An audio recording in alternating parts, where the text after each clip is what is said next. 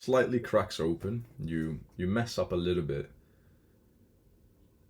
After you mess up a little bit, once you've been doing a good, you've got the no FAP streak right now. You got to 1 week, 2 weeks, and then you relapse. The door's cracked open. Is it impossible to have this door cracked open and then maybe just try and shut it again a little bit more and more and more? Or maybe, Yeah. Imran, is it that you're stood next to the door and when it does crack open, you're like, oh, well, may as well then. Like, which one is it? Questions that I helped people with when I used to do like one-to-one coaching like 2 years ago.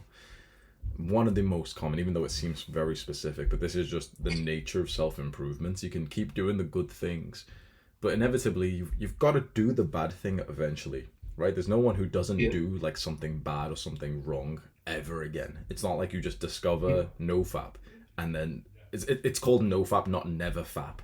It's like you know, Mm. there's a point, right? If you can visualize like a graph of success, it's some graph that some like businessmen are showing, and it shows progress. But when you zoom in, it's always like this, isn't it?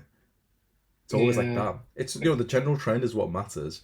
Imagine if Yeah. these business guys they saw like this one here, and they were like, "Oh well, we've lost 5% of the business, so Um, we may as well destroy the entire business, guys." Imran said to open the door fully, guys. That crack in the door isn't a problem. If you think it's a problem, that's when it turns into fully opening the door. Because psychologically, it messes you up when you can't stand the door being this open. It makes you fully relapse, reset all the progress.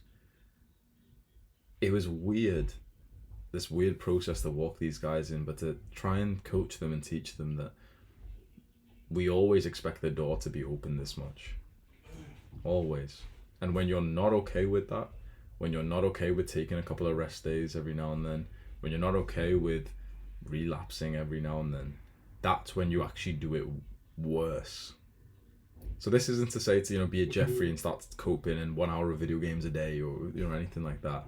But it's to say, okay, your focus should be on to be 100% productive and to make no mistakes, no failures. You shouldn't plan to fail, right?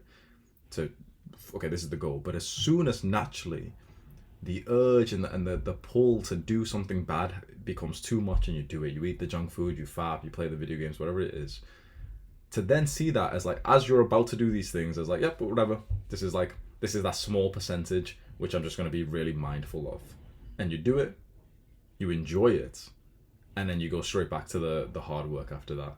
The issue is that when you do these things but with guilt, and worst of all, like, you don't even get to enjoy them,